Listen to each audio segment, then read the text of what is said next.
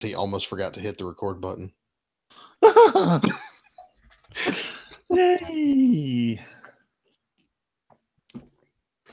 I got Chicky's contact info if you want to send her an email. Email it to me, text it to me, I'll hook her up. I did text it to you. Oh, I thought that was that story. No. I just glanced, man. I've been running wide open. Dude, you've been busy. It ain't no big deal. I was just letting you know. I've been running wide open for a week. With a broken leg. We're going to talk about it. Okay. Jennifer Greenwald on About Me. All right, yeah. Grunwald. Actually, I think it's Grunwald. Because when you see it. Here's what I do is I glance at words and I don't look at the spelling and I don't think about the phonetics. I just glance at it. Yeah. Okay, so I glanced at it. I was like, Greenwald. Okay, no, that's a U. It should be Grunwald. So I just glance at them and then fly past it. Does that make sense? Well, I would have pronounced it Grunwald as well, except the thing that I follow her on Twitter, and so I know enough that she's German, and she spells it when she spells her name out with an umlaut above the U. So I think technically it would be Grunwald. I don't know. Right. But we'll go with Grunwald. It doesn't matter. Anyway, she's collections editor. If you bought any of those collected editions the other day, if you look at the editors, she's one of them. Yeah. Anyway. Okay. You ready? I'm as ready as I'm going to get, man. I close everything. Yeah. Okay. 3, 2, 1. What was that? My phone buzzing. Okay. Here, I'm going to. There. 3, 2, 1. What is up? This is the 6 month behind podcast for the week of 3/5/18. I am Pat. And I am Sean. And this week we are Doreen Green and Nancy Whitehead for reasons I didn't understand. Actually, I didn't even know who they were. Because that Doreen Green is Squirrel Girl and Nancy Whitehead is her roommate. I know. I was looking at it and I was thinking, okay, politics, music, sports, I was thinking everything but that. This is the 6 month behind podcast for 3/5, where we talk about everything in Unlimited Comics, including Squirrel Girl, which we're going to talk about this week. And it is great to have you with us. How you doing, man? I'm doing good, man. How are you? We were discussing in a moment ago before you hit the record button. I am sitting at my new desk in my new office, and in the last week with a broken ankle, I have built 2 desks, and my wife did most of the moving, but I still brought all the lumber, moved all the lumber, and built 2 desks with a broke ankle. And then we're wondering why I'm sitting here with it swelled up tonight. Yeah, you've been just running throttle wide open for a week with a busted ankle, and I don't know how you do it. Sleep is overrated. That's how I do it. Yeah, if you say so. Yeah. Anyway, if you want to tell us about your sleep habits, you can email us at 6monthsbehind@gmail.com. That's the number 6monthsbehind@gmail.com. Or you can go on the website where eventually I will post pictures. The website's www.6monthsbehind.com. I'm going to build shelves up. I've actually got room to do this now that I have my own area instead of like a corner where Renee said, here, you can have this, like this 10 square feet. Instead, I've actually got a little area, and I'm going to put shelves and put all my collectibles on the shelf, and probably one shelf of books and like collectibles above it. And I'm waving my arms and motioning and looking like anyone can see it. But yeah, I'll eventually post a picture because it's going to look good. All right, cool. Sounds good. So the reason that we are Doreen Green and Nancy Whitehead this week is because if you've kept up with the news, you know that longtime artist on Squirrel Girl, Erica Henderson, is leaving the book. She is leaving to go do her own creator-owned stuff. Eisner Award-winning Erica Henderson. She's had one of the longest tenures on any book, really, as an artist. I mean, she's certainly on Squirrel Girl, so it'll be for those who are a fan, it'll be won't be the same. No, it won't. And it's not my style of art, but I appreciate what she does because it's a style of art that obviously people appreciate. Right, and to me, it's a style of art that always complemented the tone of the book. Right. Yeah, I mean, it's goofy and weird, and the art can be that way. They haven't. Um, Go ahead. well, I was gonna say Ryan North, I think, is still writing it. Although that may change too. You know, they're doing this fresh start thing, so they're I was going shaking to up all their ask. It titles. hasn't. I read the list on Bleeding Cool today of the books that have been announced for the fresh start, and Squirrel Girl isn't one of them yet.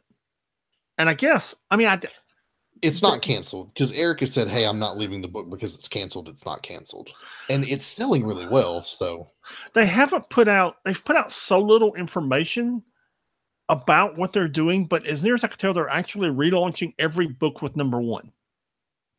As near as I can tell. with the exception of maybe what X-Men Red. Maybe the X-Men books. I don't know, man. I Yeah, don't. I literally don't know.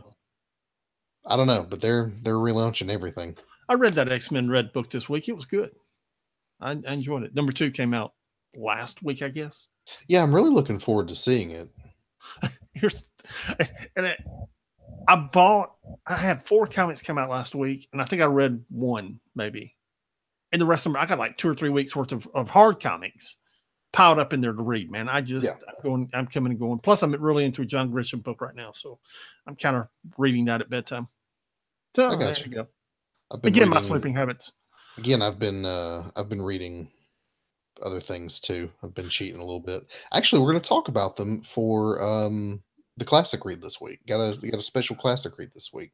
But we want to also mention before we get started into the books is listen, y'all. Stanley's 95 years old. He's had pneumonia. There's some other things going on. He's not doing well, and we just want to think about him in this moment. Yeah, he's not doing well, and he's not surrounded with, um, let's just say, the best of people. Yeah, he doesn't have good people around him at the moment. So we're And thinking about you, Stan. yeah, we are. Yeah, we are. I had another thought that completely jumped to rails. Oh, I know what it was.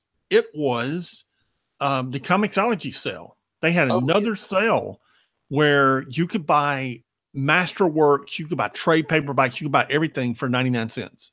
Yeah, a bunch of collected editions are 99 cents right now on Comixology. That Visions director's cut is there, the whole thing. So you get the whole book plus all the bonus stuff. I bought that.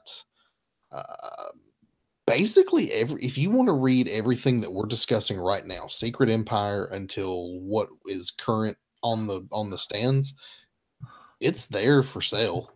If you wanted to For jump 99 6 cents. yeah, for 99 cents most of it. So if you wanted to jump ahead, you could do it for not a lot of money. I mean, I bought a ton of stuff the other day for $8. Dude, for $6, I got the Marvel Team Up Masterworks Volume 1 and 2, Marvel 2-in-1, Volume 2. For some reason, Volume 1 wasn't there. Yeah, I noticed that too. There's a lot of stuff that's volume 2 or volume 3 and the other stuff wasn't there. And my guess is that's a hey, if you bought 2 or 3, you can buy one and it's only $5.99 or, drive sales. Oh, dude, they got Deathstroke on sale now. That's the email I got. I was looking to see if the Marvel stuff was still on sale. It is. Is it? Okay, cool. Now they got Deathstroke stuff on sale. I may buy more. I'm a big Deathstroke fan. Yeah. Yeah, I really am. He's a cool character. But I don't, and we were arguing about this as I was driving home today, because y'all may think that we just do the podcast and only talk about comics on the podcast. No, we talk about them all the time. Yeah. So I don't understand why you can get all of Marvel Team Up into Masterworks. Then you can digitize them and sell them on Comixology. You can buy the individual issues. You can buy the Masterworks. Okay. They're there digitized. Okay. But you can't get them on Unlimited. Why is that? I don't know. We've discussed this ad nauseum, and they're coming. I guess, man. The same reason you got one issue of Black Goliath for instead of 4. I don't know. I love Marvel. I really do. I love the Unlimited app. I love, when they put stuff like this on sale for 99 cents. I just don't understand the reasoning behind how they do and don't get stuff on Unlimited. It befuddles me. Yeah, they pick and choose what they do, and if there's not a big movie event coming, it's kind of it just seems random. And maybe it's not, but it sure seems that way to me. Yeah, and we call it the dump. I don't know what the technical name for it is when they put all those back issues on there. Well, I mean, that's kind of, they're just, there's the new comics every week on Monday, and on the back end, there's just a handful of old stuff. We say a handful. It's really, it could be half a dozen. It's been as much as 50 or 60 one week. Yeah, just however much they put down there. Right. So you get your new books, and they chunk some back issues at you. Yeah. Yeah. So another thing about that sale, I'm going to say, if you don't do anything, at least spend the 99 cents on that Vision book. Not only is it a great series by Tom King, you get all the bonus stuff, but it's almost 500 pages long for 99 cents. That's the way those Masterworks are. The Marvel Team Up Masterworks it's 12 issues, which is 200 and nearly 300 pages for 99 cents. All of the Masterworks, they're basically like between 10 and 15 issues, depending on what the book is, depending on how a plot line begins or ends. And it's 10 or 15 issues, 20 issues a page, 99 cents, man. Yeah, dude, worth it for me. I spent $8 yesterday and got a ton of stuff. Yeah. Anyway, we're going to talk about spoilers here in a minute, big time, because we're talking about Secret Empire number 10. So just be warned, if you don't want spoilers, pause it now, come back later. We'll still be here. Yeah. We're going to talk about Deadpool first, even though we don't have it, because it kind of leads into Secret Empire number 10. Okay. So I'll run through Deadpool, and we'll take it from there. We're taking number 10 from there. If you don't want those spoilers, now is the time to turn away. So this is stage left. This is Deadpool 35. And for months, I've been discussing how good Deadpool is. And it's all been leading up to this book, to this storyline, but this book in particular, this issue. And it begins with Captain America making a public appearance. He walks out of the building, and Maria Hill is there to assassinate him. The problem is, it's Deadpool dressed up as Captain America. And Maria's not completely happy with this, but Deadpool's got to put on an act because he's really a double agent. And we'll talk about that later, but he's a double agent, but Maria Hill doesn't know it. And who really trusts Deadpool? Because he's crazy, so how much can you trust crazy dude? So they kind of fight for a few minutes. The fight eventually winds up in a parking deck. And in the parking deck, he tells Maria Hill where Blackout is and how the villain Blackout that in issue 9 of Secret Empire was shown to be controlling the Dark Force that in covers Manhattan. And he tells her, this is where Blackout is. This is how you beat him. This is what you do to basically help in the war. This will lower the dome over New York City. This will free all the heroes in there.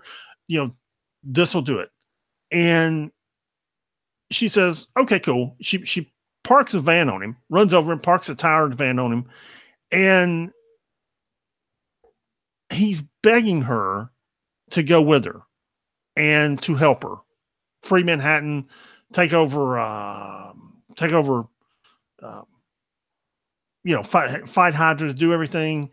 And instead, she blows up the whole parking deck and drops it on top of him. Dude, just brutal. It's just brutal. I mean, she blows it up, drops it on top of him. He's Deadpool, and we've seen Wolverine and Deadpool go through this kind of thing before. They're not going to die, but you can, they still feel pain. they feel pain. There's an issue of Wolverine that came out recently where Logan is talking about, every time he dies, it hurts. I think it's an Old Man Logan in that Maestro series that's going on. I think you're right. He talks, yes, I come back to life, but dying hurts. The healing factor doesn't take away the pain. So she drops a building on him, and when he wakes up, it's like, or when he gets out of the building, it's 2 or 3 days later. Secret Empire's over. A Hydra cap has been defeated, and Deadpool was responsible for it, and nobody knows. Nobody knows that Deadpool was a hero. All anybody knows, and as a spoiler, all anybody's going to remember is Deadpool chasing heroes for Hydra. That's all anybody's going to know. And it leads to Deadpool being hated, being treated as a villain. He's not, but being treated as a villain. I haven't read past this issue, but I have an idea. If you're going to treat me like a villain, I'm going to act like a villain. So, that's where he's going to go. I don't know. I haven't read that. That's simply a guess on my part. Great issue. Great wrap up to the story.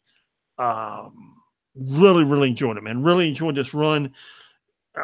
Gary Dugan is just doing an outstanding job on this book. It is still Gary Dugan, isn't it? Yes. Who I recently found out it's pronounced Jerry Duggan. Duggan. He was on a podcast I listened to the other day, and apparently it's Jerry Duggan, not Gary Dugan. It's got a G in it. Yeah, sometimes G's do that. Sometimes G's make J sounds. It's English. Okay, my English lesson continues. Yeah, well, I've been pronouncing it wrong too. Yeah, so. There you go. And we pronounced, Axel Alonso's name wrong forever. Yeah. By the way, I didn't realize Jerry Duggan wrote for Attack of the Show and was at Tech TV at one point in time. I didn't know. But apparently he was. Yeah. He was doing some writing on like X Play and some of those other shows that they did. Tech TV was like the best network. And there just weren't enough nerds to keep it alive. No. That's why Leo's doing the Twit thing. Which, right. Instead, they all went to Leo Laporte, and Leo's making a fortune and not paying anybody. Yeah, pretty much. Well, and I mean, all those folks who were at Tech TV are all doing different things now. I mean, a lot of them are over at Twit, but you got Tom doing his thing, and Jessica Chobot's over at Nerdist, and Nerdist, Chris Hardwick, that's his thing, and that sprang out of Tech TV in G4, because I'm pretty sure Chris was there before it was G4. And I mean, there's all those guys are doing stuff. Morgan Webb's doing stuff these days. They're all doing fine. Dude, they're all doing fine. And Leo Chris Hardwick's killing it. I'm just banged on Leo, but Leo had the foresight to say, okay, if you want to shut down the network, then I will create a network online. I'll buy the talent. Each show will be a video show or you can watch the video, or you can listen to it, the audio, whichever you prefer. And there's a help me out, man. There's a MacBook Weekly, there's a Windows Weekly, there's This Week in Google, there's Tech News Today. Yeah, I mean, first of all, Leo was one of the first people to do streaming live video on the internet, because he was doing this stuff in 2006, 2007. Yeah. I mean, but to do all those shows, he understood there was an audience there. He just had to play to them. Yeah. And, he was one of the first to release all of his, he's doing video, putting it on YouTube, but it's also on his website. You can watch it on demand on the website or watch it live. You can listen to it in the form of podcasts. There's a show for everything you want. Everything, man. Top talent, dude. Leo saw the vision, and he did. We bang on him, but dude, he saw the vision, and he had the foresight to reach out and corner a section of the market before anybody else did. Absolutely. And everybody else is just playing catch up. Secret Empire number 10. All right. So this is the big one. This is this is really the final issue. You get Omega, which is like an epilogue issue, but this is where all the action goes down. So last issue, Captain America, Hydra Cap, has infused himself with the Cosmic Cube and is now wearing what is essentially a Hydra Cap Iron Man suit. In fact, one of the first panels is Spider-Man saying to Tony Stark, he pretty much stole your whole shtick, and Tony's not real happy about it. Yeah. So all the heroes are there. He's on the battlefield now, and he goes up to the Avengers and talks to him. He's like, "Look, I know you think what you're doing is the right thing. It's not. You're wrong. Look at, everything you've destroyed. It's not too late to rebuild." Old Man Logan and Captain Marvel basically say, "Look, you're not going to get any takers in this crowd. Let's just do this thing." And so Hawkeye says the words, "Avengers Assemble." And now there's a big splash page of all the Avengers that are assembling when he says this, because you have to have the big, all the heroes jumping into action. So you've got Hawkeye leading them in the charge with Old Man Logan, Black Panther, Young Jean Grey, Luke Cage, Miss Marvel, Rocket Raccoon, Captain Marvel, Amadeus Cho as the Hulk, Peter Parker as Spider-Man, Storm, and Odin's son. He's not holding Mjolnir, despite what we might have thought at the end of last issue. He's holding his axe Yarnbjorn. So he is not Thor. He's still not Thor. He's still Odin's son. That'll be important in a minute. Yeah. And so now they're all fighting Hydra Cap. And because he has the infused power of the Cosmic Cube, he beats them with almost no effort. He uses his power as the god of the Cosmic Cube to rewrite history, rewrite the entirety of reality in Hydra's image. May I pause you there a second? Sure. I think this is totally cool because the page 10 has Hydra Cap there, and it's got all the headlines that you're so familiar with in Marvel lore, except they're rewritten from a Hydra point of view. The Hydra astronauts return from space with strange powers. Doctor Doom leading the Fantastic Four. It's Magneto and Charles Xavier being executed. It's just the Hydra Avengers Assemble. It's just all these things that are just. If this story had been a success, you would have years of alternate reality books coming out of this. Yeah, where this takes place, or something like this takes place. And somewhere there's going to be a what if. When enough time passes, there'll be a what if Hydra Cap has succeeded, and I guarantee you'll see some of these stories because they were really interesting to me. I'm intrigued by them for sure. And then you see literally a blue, it's like a curtain moving across the Capitol there and changing things. And, the Washington Monument's different, and the Lincoln Memorial instead becomes a Isaac Newton Memorial. But remember, Isaac Newton's involved with Hydra and S.H.I.E.L.D. somehow, and he's kind of a bad guy. And Steve Rogers, Hydra Cap, looks over his kingdom, and he likes what he sees. Except it turns out, after changing all of reality,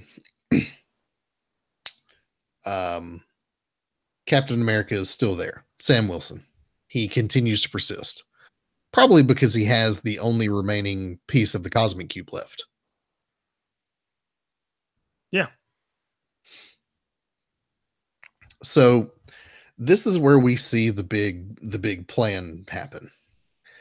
Sam Wilson walks up to Steve Rogers, takes a knee, says "Hail Hydra," and hands him the last shard of the Cosmic Cube, which he hands over the shield, which, Captain America reintegrates the last fragment of the Cosmic Cube, creating a whole Cosmic Cube and essentially begins to ascend to godhood or something, when suddenly it all slips away. Everything stops. And I still struggle to understand what happened here. Let me give a shot at it. Yeah. Bucky and Ant-Man went inside the cosmic cube. Okay, the fragment. They went inside the fragment. When the fragment was assembled and the cosmic cube became whole again, they were one with the rest of the cosmic cube, which means they're one with the Void and Kobik and Steve Rogers. And literally in the reality that Kobik has created, which is the Void, they start calling him. They just start screaming his name. Kobik is scared to death, but she knows she's capable of fixing this. And the Steve Rogers in the Void says, look, we can fix this. Okay, you and me, we can fix what's happening here. And Bucky's calling out Steve. At one point, he's literally physically reaching for him on page 21. And when that happens, the cube becomes whole. It becomes Kobik again. And on page 23, you've got this the thing that we've been waiting for 2 years, which is Captain America face to face with Hydra Cap.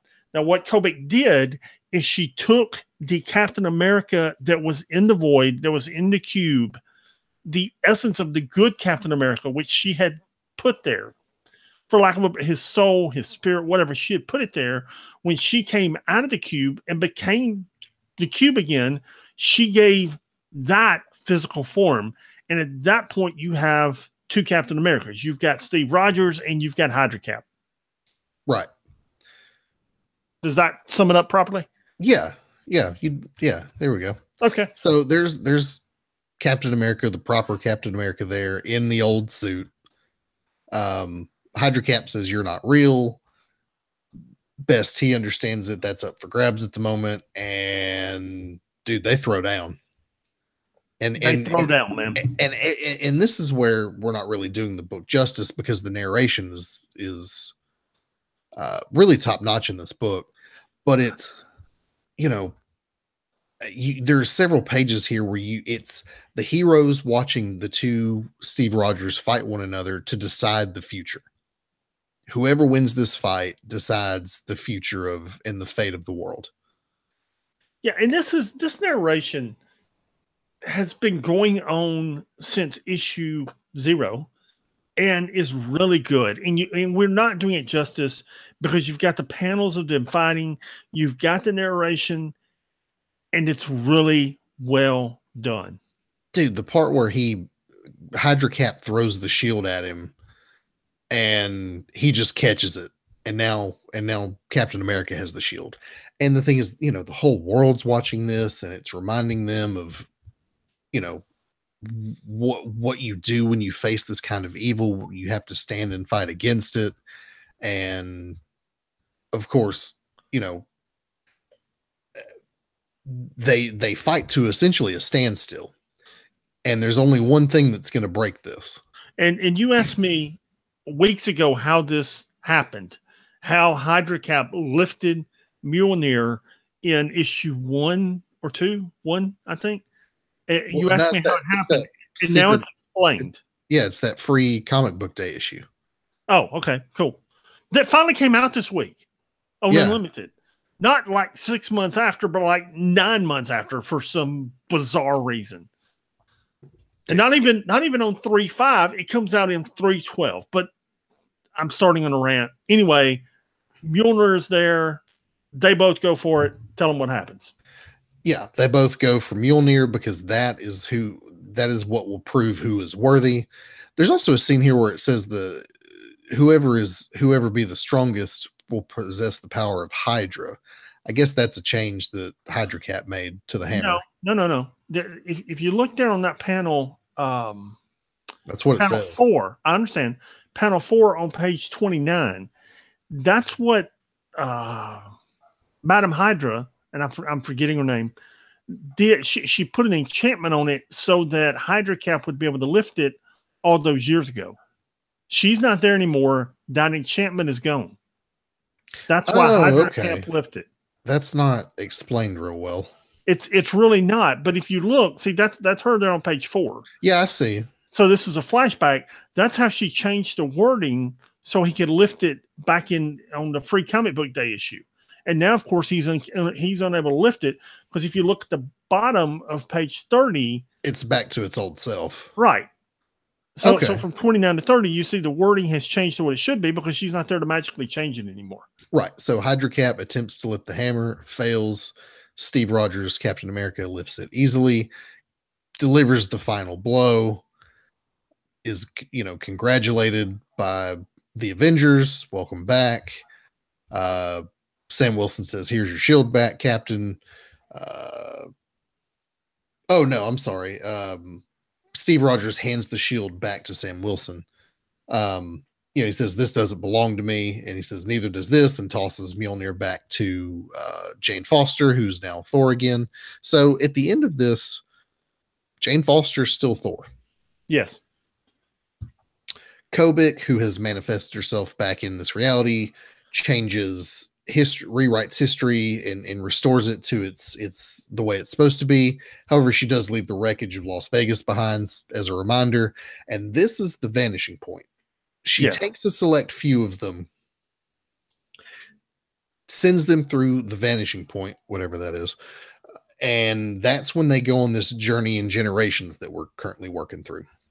Yes, they're only gone because they will be interrogated about this later. I think you've read this. Yeah, they're only gone a few seconds. They're only gone a few seconds.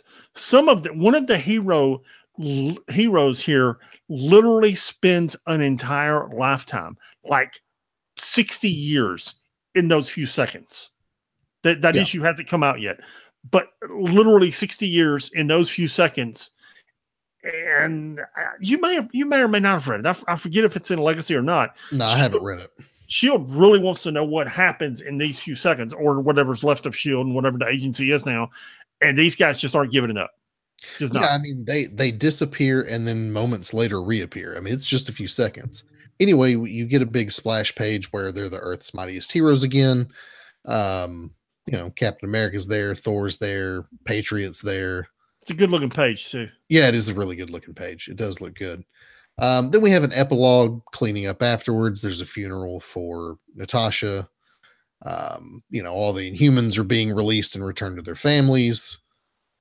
Barf, man. Come on. You got 4 pages of Barf here. You're missing it. Yeah, you get 4 pages of Barf and his son being reunited, and all the neighborhood comes out to help clean his house because somehow everybody knows what he did. Yeah. He's a hero, man. We have one more issue. That's Secret Empire Omega, which is another kind of tying up all the loose ends. Then we move on to Generations, which we've already seen a few of, and then it'll be on to Legacy. And I'll be honest with you, man. I know Legacy's not going to be around long. I mean, we've been talking about this fresh start thing with them for a while, but we've been dealing with Secret Empire so long. Even the road leading up to Secret Empire and also the actual event, that it feels good to have it behind us, and I feel refreshed and renewed and eager to read new Marvel stories. So what did you think? All 10 issues are now out. All the issues of Captain America, Steve Rogers, are out. All the issues of Captain America, Sam Wilson, are out. Start to finish, where we were 2 years ago, where Captain America says Hell Hydra, all the way through issue 10. What do you think? It was a good event, and in time, I think it'll be one of those that you can revisit and read all in one go, and you can read those 10 issues in the Captain America series, as one thing rather than having them stretched out. I enjoyed the story, and I think we will come to enjoy it collectively later, or it will at least be remembered at some point as a better story than the credit it got at the time. Yeah, we've talked about this ad nauseum over the last few months. When Cap said Hell Hydra, so many people just lost their mind because you had Captain America becoming a fascist, becoming a Nazi.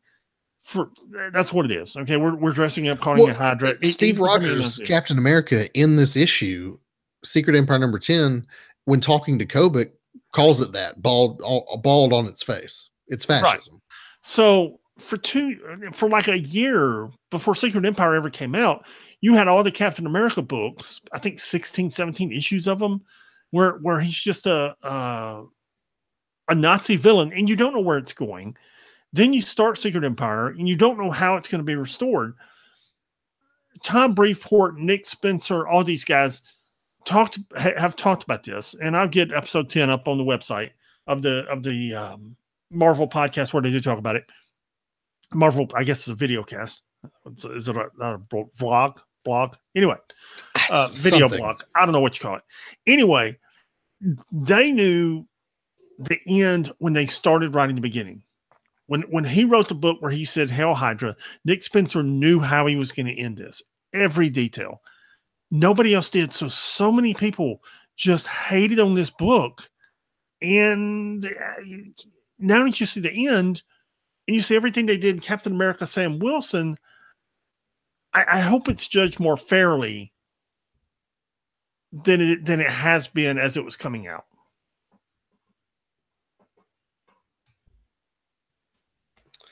I think it will be in time, but right now, this is what I talk about when I say that Nick Spencer didn't understand what he was doing.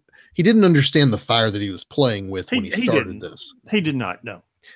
And I think it would have been controversial regardless of the current political state of America and the world. But given that factor also, which he could not have predicted, it was the wrong, as good as of a story as it is, it's the wrong story at the wrong time. Sure. And it has done pretty serious damage to the Marvel comic book publishing brand. Dude, it got people fired. It got Axel Alonso fired. It got we got a new editor-in-chief at Marvel. There have been other heads that rolled. And if you look, and I just kind of glanced at the sales of Secret War. It's not Civil War, but Secret War. Secret War was the big reset 2 years ago. If you look at those sales numbers, even when you got to the end of Secret War and it was late and everybody hated it, okay, because it was late and it was taking so long to come out, it sold 200,000 issues. Number 8 did. You get to the end of this, and I'm not sure. I know it didn't top 100,000.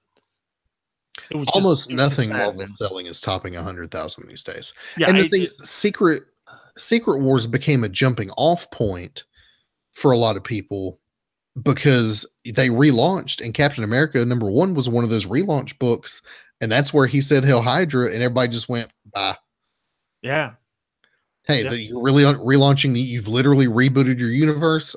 I'm just going to check out here and, go do something else for a while.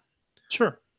So that's any more comments about Secret Empire? All in all, I enjoyed the story. I think it's one that needs to be told. I think it's even relevant to this time. I think the people freaking out over Cap being a Nazi, while a valid criticism, I get it. You're taking a symbol and you're perverting it. But that was the point of the story. That it's when it's confronting that perversion that is the crux of this story, and reminding yourself what you do when you're faced with that kind of evil. Right. You can't tell the stories that you told in Sam Wilson without this entire story. And there were some great stories told in Sam Wilson.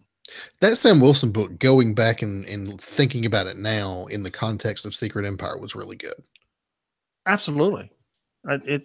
Deadpool, and I won't say I enjoyed the Sam Wilson book, but it was a very intellectual book, causing you to stop and think about what was going on in that book and what was going on in the world around you. It made you stop and think, which is what the best literature does. It makes you stop and think about things and consider things. The John Grisham book I'm reading, pure fiction, but it kind of presents a couple ideas and just throws them out there and thought, well, I wonder about this. I do. Is this right? And that's what, when literature in any form, whether it's comic books, fiction, nonfiction, is at its best, it makes you stop and consider and think. And that's what this story ultimately did. With all the hatred, with everything, that's what ultimately did. And it's good, man. Yeah, and the thing is, that's what I want from my comic books is high-minded ideas and ideals and things like that explored in comic books.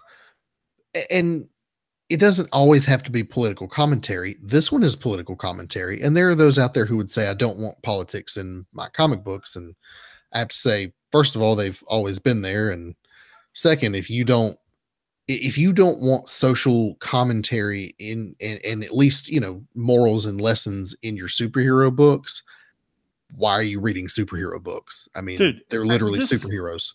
This started in the late 60s.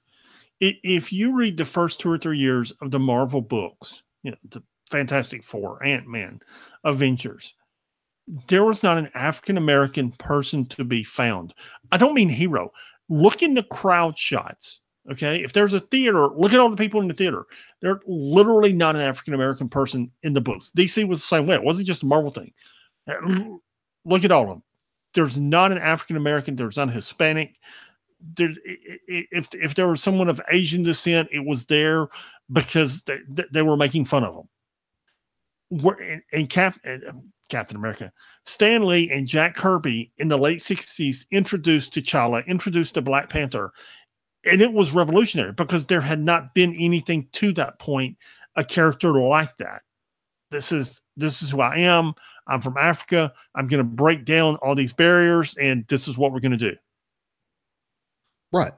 And so I think that, to those who say I don't want politics in my comic books, what you're actually saying is that you want dumbed down stories for children, which is not what comic books are anymore and what they don't need to be again. Yeah, go read Archie. Yeah, if that's how you feel, go read Archie and Squirrel Girl, and even Squirrel Girl will occasionally, wade into it. Right. Go read.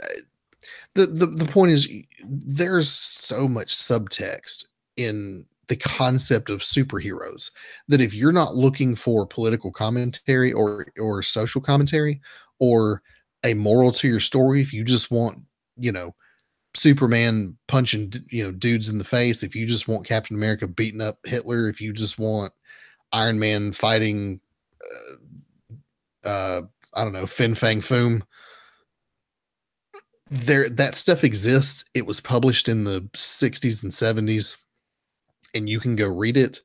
But to say that somehow there's something wrong with this series for that reason, because it is a comic book that deals with these things, is to grossly misunderstand the legacy of not just comic books as an industry, but Marvel Comics and these characters that you claim to be fans of. Yeah. Okay. Yep. Well, that'll pretty much do it for Secret Empire. We're going to discuss Omega this next coming week, but that's pretty much it. And now for something completely different with Spider-Gwen number 23. Yeah. Did you read this? I was just thinking, I gotta get caught up on Spider-Gwen. I did not, man. Oh, dude, this book's good. First of all, gorgeous cover. We're going to talk about Jason Latour in a little bit, who's co-writing on this issue, because Jason Latour's awesome. So this issue deals with the Mary Janes kind of doing their own thing. On Earth 8, we're we're shown a Family Foes, which is basically Family Feud on a different Earth. Maybe I did read this. So that's happening on Earth 8, and we pan out, and there's a television set sitting on a moon with Uatu, the Watcher of Earth 65, watching television. Dude, he's watching. I read this. This is awful. It's not awful. It's good. Oh my gosh, I did read this, man. I put it out of my mind because I didn't want to remember it. Let me just let me recap it, and we'll talk about it. So he's watching television. He's watching the feed for Earth 8 because I guess that's what I just thought the concept of, there's such a high-minded concept of the watcher of just he's always watching, but then there's just him sitting in a recliner watching television, which is probably more like what they do anyway. So the other watchers visit. They're like, you should be watching Earth 65. And he's like, Earth 65 is boring. And they're like, you're fired if you don't do it. So he tunes to the Mary Janes, who Spider-Gwen has gone off to. She's gallivanting on Earth 616, leaving them alone. They've got a show tonight. She's not going to be there. Cue Mary Jane Watson and the Mary Janes going on a huge adventure. And you get basically the whole issue is fleshing out the characters that are the Mary Janes. You get to know the Mary Jane of Earth 65 a little better. Betty, is this Betty Brant? Sure. Anyway, it's them. It's the chaos storm that MJ creates around herself, and Betty Brant's being funny because she's just so put upon. And this dude like basically assaults her in the street, and Mary Jane knocks him out. They go play a show. Everything's good. By the way, Mary Jane thinks that Gwen is Spider-Woman and is gallivanting around doing Spider-Woman stuff on an alternate Earth. And the rest of the Mary Janes think she's crazy, but she's dead on. And I think that's really funny. Anyway, art in this book's fantastic. It's an issue. It's a one-off story exploring the characters, the ancillary characters of this Earth 65 and the Spider-Gwen universe. Why didn't you like this? Because you can have one-off stories, you can have filler issues, you can have issues that are in between, but there's so much in this universe to flesh out. Matt Murdock is the Kingpin, Harry Osborn. There's all this stuff to flesh out, and I get an issue of the Mary Janes. What's wrong with the Mary Janes? They're important to Gwen. They're her friends. It's Mary Jane Watson of an alternate universe. Okay. Why is that not important? I'm not saying it wasn't important. I'm just saying I didn't enjoy it. Why not? It's a fun little story. I don't know. I really don't. I just read it and I was like, man, what, no. Okay. I loved it. It was something that I really enjoyed. This book does sometimes that I really enjoy, just like that Halloween issue from last year. Hated it. Yeah, I know you did, and I don't get it. Because if a book is about Spider-Gwen, I want to at least see Spider-Gwen in the book for more than 2 panels. But she can't. It's not like the book isn't about Spider-Gwen. It is. But the thing is, she doesn't always have to be front and center all the time. You can have one issue in 12 or even 24 where you learn about the other characters in her life. It makes the story deeper. Let's try this. Let's go to our X-Men books, and we'll discuss X-Men Blue number 10. Then we'll come back to Spider-Gwen. How about that? Okay. We'll just move on. No, we're not moving on. We're not moving on. We're going to take a little side trip. Okay. X-Men Blue number 10 is one of our 2 X-Men books this week. And we have, golly, I want to say Hank Pym, the Beast, Hank McCoy. Thank you. Henry McCoy, Hank McCoy. Anyway. And he is discussing with this young lady his magical abilities. And then we learn that it's actually the Goblin Queen who has been training him and teaching him to use magic. And if you don't know the Goblin Queen, go back a few months and somewhere you'll find an episode where we talked about her and who she is, because she's got a really confusing past. Bottom line, she's a big mystical person in the Marvel Universe, a big villain, by the way, in the Marvel Universe. Yeah. And she's been the one who's been teaching Hank Pym the black arts. Then we cut to Iceman, who's being trained by Danger, who is a Danger Room, and their Blackbird and everything all rolled into one. We cut to another page with Magneto and Polaris, where Polaris is like, "Yeah, why should I stay?" And by the way, I think these art, the pages of these 2 or 3, 2 pages, the Magneto and Polaris, really good art. It's just the color pop. I think it's the color that pops on these 2 pages that I enjoy so much. And yeah, this whole sequence with her and her dad is really good. Yeah, and to summarize it, so we don't get into a 4-hour podcast, she's like, "Why should I stay? Okay, we've been down this road before. You're going to do what you want to do. Why should I stay?" And he's like, "Because I need someone to keep me in check. Betsy Braddock isn't here anymore. I need someone to balance my ideals. And if I get off the rails, I need somebody to pull me back in." Then we go to young Jean Grey and Scott Summers discussing their psychic rapport. Then we go to Angel, with the young Angel with the fire wings. I read Astonishing number 3 today, and you get 2 angels confused. We'll discuss that book next week. Really good book. So then we cut to them. Then we wind up back with Hank McCoy again, who is still practicing the black arts with Goblin Queen. She winds up demon possessing him. The house blows up. Hank's turned into a demon, and the X-Men wound up fighting him.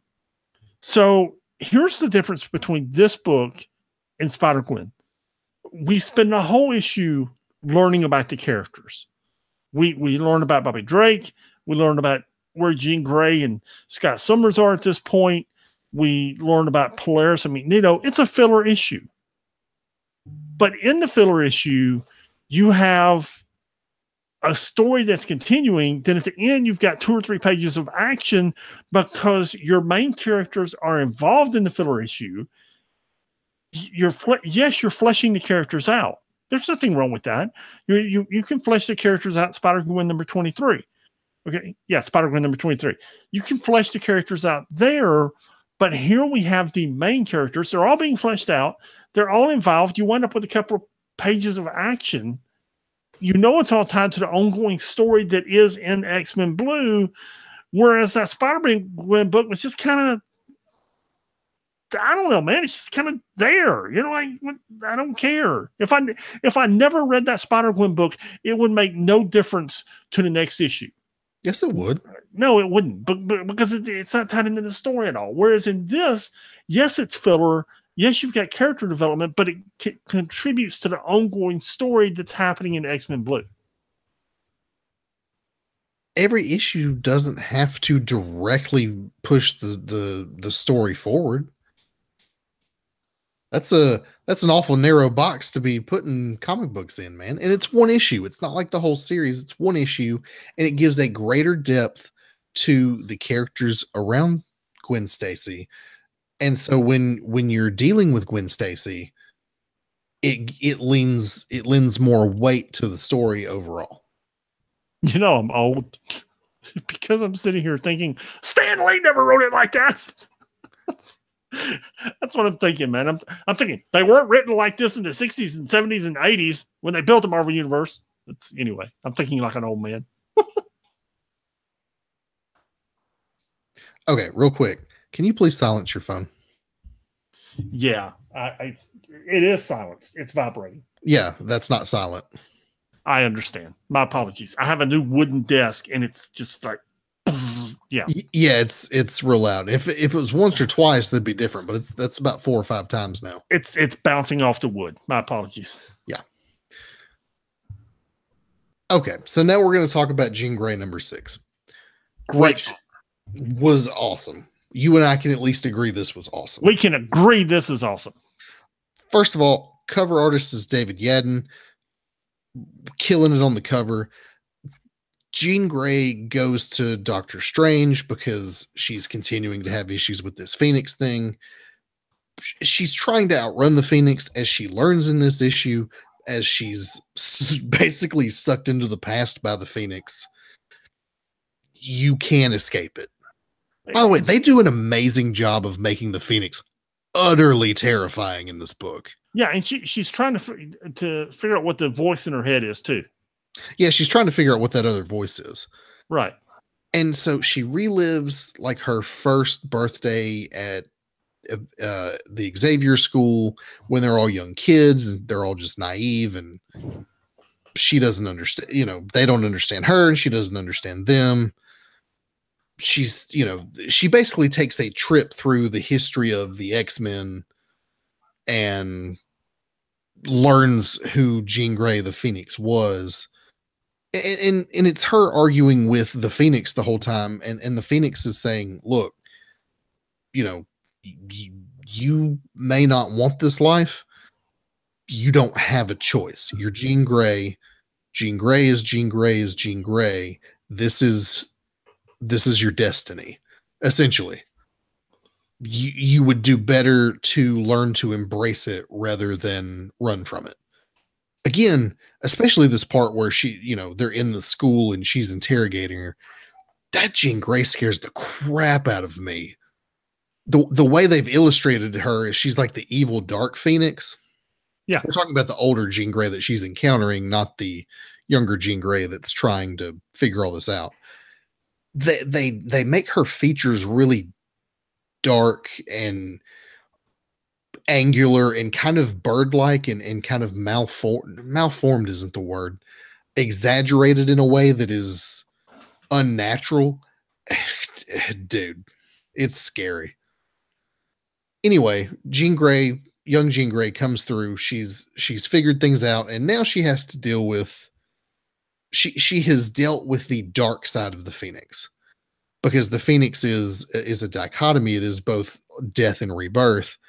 She now has to, as we'll see in the next issue, she'll be encountering the Jean Grey part of the Phoenix, the part that is Jean Grey that is not the destructive force of the Phoenix. We've warned you about spoilers, so this is your warning for this. We'll take a moment of silence and remember Stan Lee again, and you can skip. There you go. You've had your moment. This last panel where an astral projection of Jean Grey is sitting there in Doctor Strange's Sanatorium. Young Jean Grey sees her. Doctor Strange doesn't. That is Jean Grey. Yeah, it is the spiritual manifestation of the Jean Grey that you and I know as Jean Grey and not Phoenix. This is it's Jean. It's Jean. It is the old Jean Grey coming back to life. It goes on in that Phoenix Reborn series that's coming out in a couple of months. Yeah, onto Unlimited, I should say. It's obviously been on the newsstand for 4 months now, 3 or 4 months. This is where it begins. And I'm telling you, these next few issues are off the chain. They're outstanding. This is where the rebirth of Jean Grey as a character in the Marvel Universe begins. And now that you know the voice in her head, you realize it's been going on for all the issues. Yeah, at least issue number 1, right? Right. But now you know where it's going, because that's Jean Grey. Yeah, I'm looking forward to where this is going. I've enjoyed this Jean Grey book already, and then it's just going to get better. Yeah. Next, we don't have any Inhumans books this week. Thank you. We don't have any Venomverse books this week. We have one Generations book, which is Generations Hawkeye #1. Great cover. Kate Bishop wakes up from the vanishing point that we discussed back in Secret Empire #10, and she is on an island with a younger Clint Barton. Probably, if I had to make a guess, we're talking Marvel real time 20 years ago, probably from like the late 70s, early 80s. That's 40 years ago. That's 40 years ago. Sorry. Yeah, as I said a few minutes ago, I'm old, man. Anywho, that's the Clint Barton Hawkeye that she faces here. They discuss for a moment, trying to figure out who each other is. Then a villain materializes beside Kate Bishop, and Clint puts an arrow in him. Then they sit around a campfire and talk for reasons. This whole thing is just Kate Bishop getting to know a different version of Clint. And what we eventually figure out is that the Swordmaster who appears, Boomerang shows up, the Swordmaster shows up, other villains show up. I can't remember the guy's name. Deadshot's the DC villain. That's the DC villain. You're thinking, who is this? Bullseye. No. Who is this on page 22? I don't know. It's I don't either. I don't really care. Anyway, turns out that the Swordsman and Eden are pulling these characters here for a reason. Kate Bishop and Clint defeat them. Kate Bishop goes to pour her heart out to Clint, and he goes to sleep in a snoring on her, and then she's returned to the Vanishing Point in Washington, D.C. Yeah. One of the weaker Generations books. It is, yes. It's not one of the best Generations books. No, it's not. The two that are really good are Captain America and Iron Man. Mm-hmm. I forget when the Iron Man book's coming out. I haven't seen the Captain America book yet on Unlimited. Those two are really good. Really good. This is not one of the better books. No. In Avengers this week, we had Uncanny Avengers 26. It's after the Hydra takeover. We're post-Secret Empire now. The Uncanny Avengers go back to the Avengers Mansion, which I guess they're taking back over. Everybody's real upset that Wanda's there because of all the horrible things she did during the reign of Hydra. Rogue is upset about it. So is Johnny Storm. They're not even sure if they're going to be a team anymore. There's discussion of, when Steve Rogers wanted to put Deadpool on the team, we should have known something was up. There's a weird scene between Johnny Storm and Rogue. Did they have a thing at one point? I think Johnny Storm has had a thing with everybody, man. Yeah, I guess you're right. Graviton shows up and he's smashing stuff. They fight Graviton and learn to be a team, and Wanda's in trouble. It was okay. Yeah. Then you got this Doctor Strange and the Sorcerer Supreme book, and I'm going to tell you the truth, man. I don't know what's going on in this book. You couldn't open it. I don't care. You got Valeria Richards.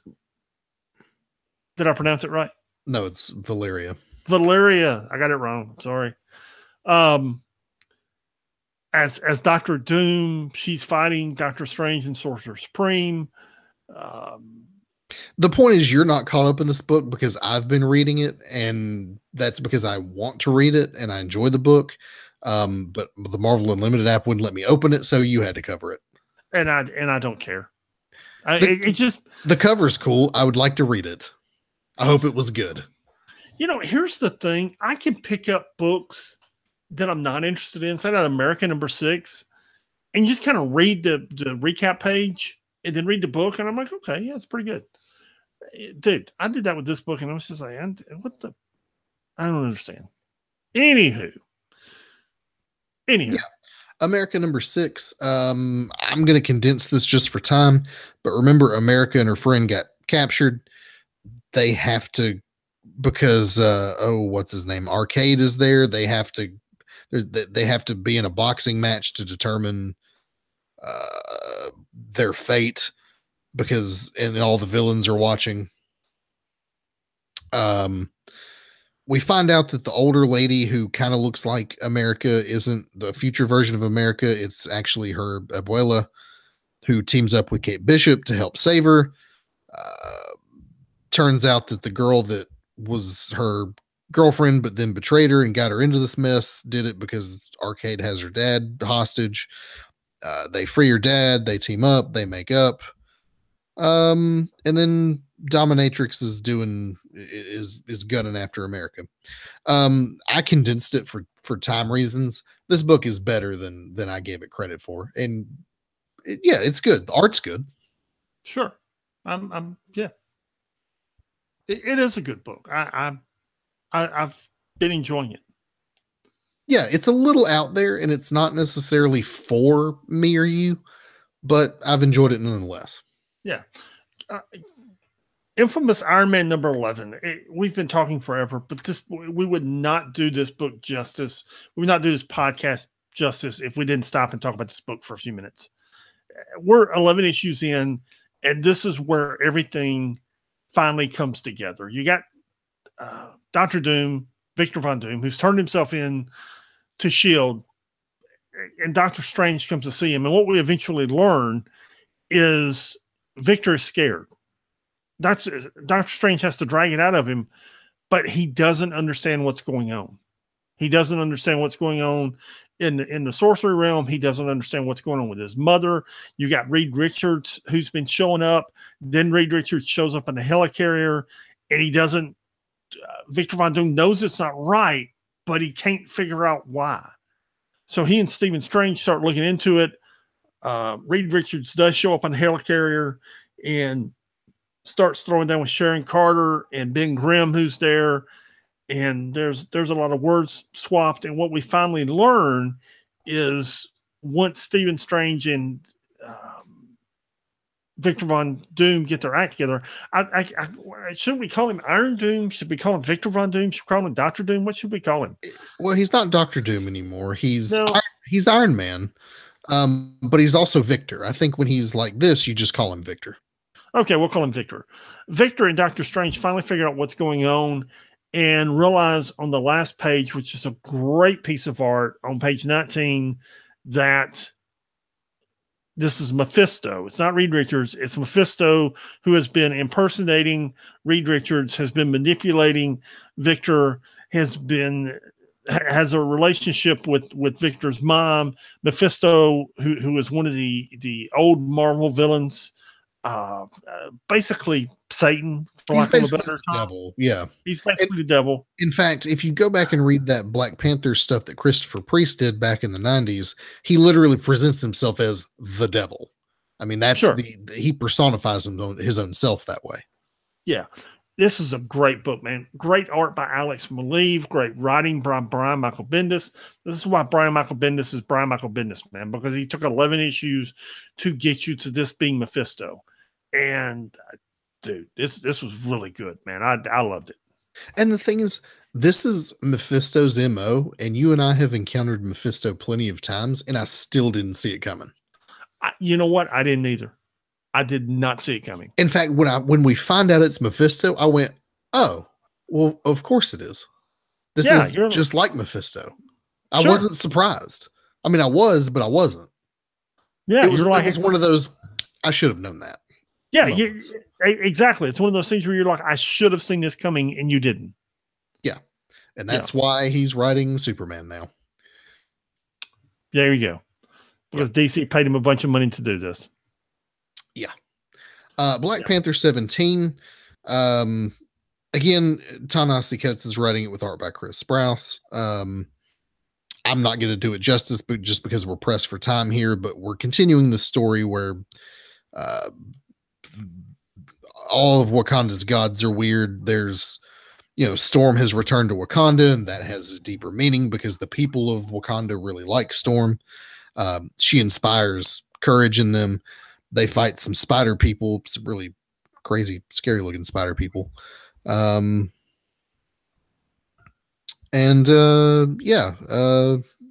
back. Hooray. There you go. Yeah. It's good. I'm just not doing it justice, mostly because I want to get to Black Panther and her crew number 6, which is the final issue.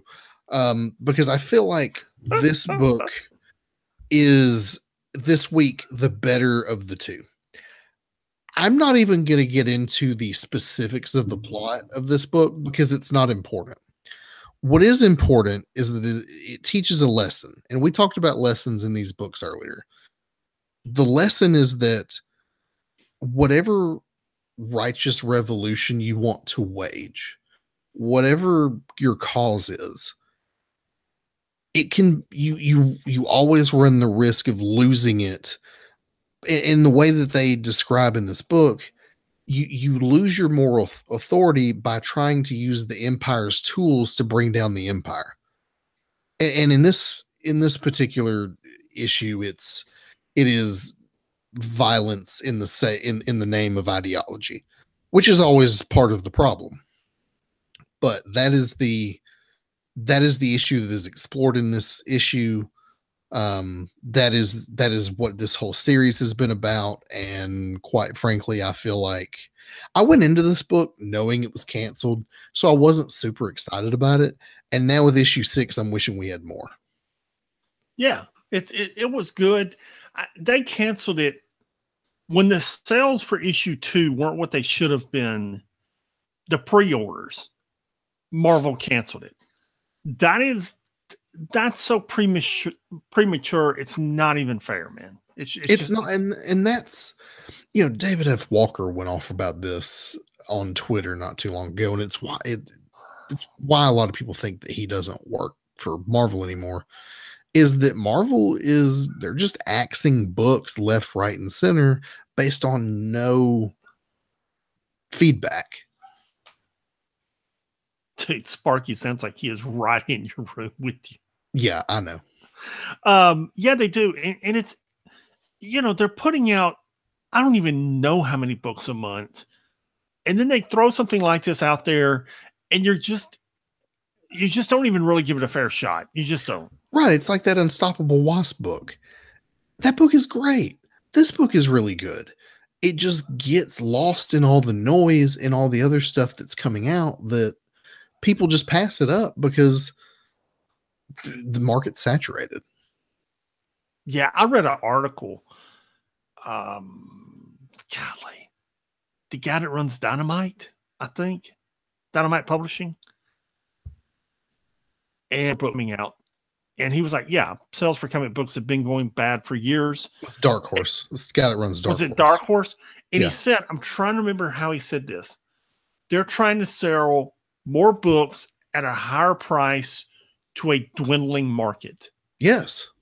And you think about that, and that's exactly what Marvel is doing. They've raised their price so they can say, oh, our sales dollars are the same or up. They're saturating the market with bad books, just trying to get more money out of a dwindling market instead of trying to find ways to grow the market, as we've discussed forever on digital sales. Anywho. And I think they are trying to find new audiences in some places, but I'm not sure their methodology is always right. And another thing about this is that, yes, it is a business. Yes, it's about making money, but it's not just about making money. Right. Absolutely. And so often these executives are treating the business that way, that it's just about the numbers and the sales. And I think that's how you end up with these bad books is, yeah. But yeah, that was a dude from Dark Horse. I read that same article, and that's why they need to embrace digital. It's why they need to embrace diversity in a way that they're not doing, that DC is totally getting, because you're competing in a market where there's so many small press books that are so good. And even from Image and Dark Horse and Dynamite and Boom and all the other publishers in IDW that aren't as small, there's a glut of good comic books on the market, and you're trying to sell it to the same fans. And, it's like you and I, we're forced to decide where our dollars go. Absolutely. And when I can buy Marvel Masterworks for 99 cents on Comixology, when I can get Marvel Unlimited for $10 a month or less than that, if you pay for it about a year, and get all the books in a week, I'm not going to buy many books off the newsstand. I'm just not. So you need to figure this out. The lesson there is not raise the price of Unlimited. The lesson is figure out how to bring me in to a comic book store at a lower price point and still sell me something of quality. Because in the day and age of $1.99 getting you a game on the App Store, $4 for a comic book just isn't worth it. I was sitting there last night, and I had some business I had to take care of last night. While I was doing it, I bought those books off Comixology. I bought 6 Marvel Masterworks. With tax, it was like $6.50 or 99 cents a piece. $6.50. That's approximately, as we discussed at the top of the show, that's probably 150 issues of comic books, more or less, give or take, somewhere in that area. Give or take. For the price of less than 2 books that I will purchase at the seller tomorrow on cover price from Marvel. The price of 2 DC comic books at $2.99 a piece, I bought all that. Yeah. And we understand that you can't sell that stuff for 99 cents all the time. But something's got to give somewhere, and maybe I can spend $3.99 on a comic book when you're not trying to sell me 82 comic books a month at $3.99. Yeah. Maybe if you have a direction and a vision, and you're putting out less books but really high quality work, it justifies the $3.99 price tag. Yeah. So Thanos number 10, moving on. Very quickly, Thanos is at the God Quarry. His son Thane has taken the power of the Phoenix, stripped Thanos of all his power. He's at the God Quarry trying to get his powers back. That's a recap. So the book opens with the Avengers fighting Abomination and getting destroyed, or some of the heroes fighting Abomination and getting destroyed, when the Avengers show up being led by Thanos. And then you get about half the book of Thanos leading the Avengers. And it's all good. It's okay. And then, did you read this? No. This is one of those books that you've been handling and I'm just behind on. At the top of page 15, okay, he's a hero, right? He's in the 616 universe. He's leading the Avengers. It's all cool. And suddenly, out of the blue, he realizes, no, I'm not a hero. I'm not these things. I'm not the leader of the Avengers. Literally says, I am Thanos. Turns around and just smashes Sam Wilson's head between his hands. Literally just squashes his head with a splort. Goes into the next room and kills all the Avengers. Just one fell swoop. At that point, he passes the test that was presented to him by the God Quarry, because basically they were like, what do you want to be in life? Okay, do you want to be a hero, or do you want to be what you are? And because he passed the test, he's got his powers back. He goes after Thane, and next issue they're going to throw down. Dude, when he turns, because you're not expecting it, and you just turn the page, and he is just smashing Sam Wilson's head, man. It's just like, oh, holy cow. So how is that happening? Because Sam Wilson's on Earth fighting Captain America and obviously not dead. This was a dream. Oh, okay. It was a vision. Like, think of when Luke went into the cage. Yeah. The cave on, was it Dogma? Is that where Yoda lived? What? Luke goes into the cave. Yeah, the dark side cave on Dagobah. Dagobah, thank you. And that's essentially what this is. That's what this story is. Lordy, I'm going to revoke your nerd card.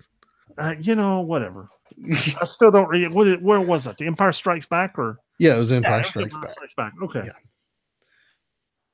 Anyway, Moon Girl and Devil Dinosaur number 22. Moon Girl's still helping out this girl who is also a moon, who is the moon of Ego, and she can't see her father, who is Ego, because their orbits are messed up. She goes to Ego to try to fix that. Ego's living up to his name and being a pain in the rear end. It's actually a really entertaining book. I'm just going to do Mighty Captain Marvel for you. No, I'm reading. I'm glancing at this. I did read this. The problem is these books come out at this point 8 days ago, and I will read a book on day one, the Monday they come out, and by the time we record 8 days later, I've read so many comics, I forget I read it. So go ahead and do Captain Marvel. Yeah, it's Captain Marvel. If you've been paying attention to this book, it's much of the same thing. Yeah, it's no disrespect to this book. It's just we're trying not to have a 2-hour podcast. This is how she brings the shield down in Secret Empire. Yeah, it's a retelling of that story, which we've already kind of seen. Moving on to Star Wars 35. I enjoyed this issue. It was kind of a little one-off with Han Solo. So Gracchus the Hutt is in the rebels' custody, and he has information that they need. So they recruit Han to make it look like he's taking Gracchus to whatever planet that he's going to without attracting the Empire. But in reality, he's there to get the information out of Gracchus the Hutt without them having to take that risk, which he does. And it's Han being very roguish. It was good. Yeah, it was good. And next up is Star Wars Mace Windu. I really enjoyed this book. I'm trying to think. I guess this happens after episode 2. Yeah, it's after the Clone Wars breaks out. In fact, it's probably directly after. Yeah, it's like days after the battle of, and you're going to write my nerd card, Geonosis? Geonosis. Close Geonosis. I saw the Geo, and I almost pronounced it that way. We're working for class. We are working on Mr. Meyer's pronunciations. So there you go. Geonosis. Anywho, there's a problem on a far-off world. Mace Windu is dispatched to handle it. He assembles a team. They go handle it. Yeah. I enjoyed the story of this book. I did too. The art is bad. That last page, there's a couple of panels that are good. The last page with ADW4 is good. There's a good page of good picture of Mace Windu at some point. Good drawing of Mace Windu. Mm-hmm. But as a rule, you're right, it's not really good. Whoever this artist is, they draw inanimate objects like the spaceship they're flying in better than they do people. So it's if you look, he does much better drawing objects than he does people. And his people art is kind of lacking. And if you're going to draw a bunch of Jedi fighting each other, well, you need to be able to draw people. His faces are bad too. Yeah, that's yes. But the book's good. So I can forgive. The book is good. Yeah. I can forgive slapdash art for the story. Absolutely. So what was your favorite book this week? I have an idea. It's either Secret Empire, well, either Deadpool 35 or Jean Grey. I'm going to go Deadpool 35. Okay. But Jean Grey is a close second, man. Very close second. I thoroughly enjoyed Secret Empire. Deadpool was good. Infamous Iron Man was good. Black Panther and the Crew was really good. All those books were good, yes. The Jean Grey book is a really close second. But you know what? I really enjoyed Spider-Gwen number 23. You changed your mind 30 minutes ago when we were arguing. I really didn't. No, I really didn't. Okay, fine. Just because it was something new and original and it was exploration of characters we didn't know yet or didn't really know. I enjoyed the book immensely. I just enjoy that book. I love that Spider-Gwen book. I feel that way about the Jean Grey book. I really enjoy that Jean Grey book. Yeah. So in the dump this week, we have Jungle Action 8 through 24. That was basically the Black Panther book for a number of years in the late 60s, early 70s. Yeah, and eventually they changed the title to Black Panther. If you notice, they actually changed the title in this dump. And it goes from Jungle Action to Black Panther. Then you have Marvel Premiere number 51 through 53, also Black Panther stories, and a single issue of Doctor Strange from 1983. You couldn't put more than one out. No. Then we have our classic read this week, which is very different. Normally, we stick to the Marvel Unlimited app, something that's available there. But this week, because I read something that I was so struck by, I'm going to recommend that you go out to your local comic book shop or on Comixology, because it's on sale right now on Comixology, and pick up at least the first trade paperback of Jason Aaron and Jason Latour's Southern Bastards. This book takes place in what is the fictional Craw County, Alabama, which is any county in Alabama. Yeah, except Jefferson. Yeah, except any county that isn't Jefferson County. It's in Huntsville. The best I can figure, it's somewhere above Gadsden, just based on what they talk about, the way they talk. But this man who is from this town, his father was the sheriff at one point in time. His father died when he was young. He moved away. He lives in Birmingham, actually, which is where I'm from. He has to return because his ailing uncle is going into a home and they're going to sell the house. And it is then, as he goes to grab a bite to eat in town one day, that he stumbles into the story that is this town in Alabama. And it is a story of corruption and violence and history of legacies of fathers and their relationships with their sons, and football and violence and the history of the South and its legacy and what that means, and violence and moonshining violence. The series looks really good. Jason Latour's art is gorgeous. It's got a ton of action.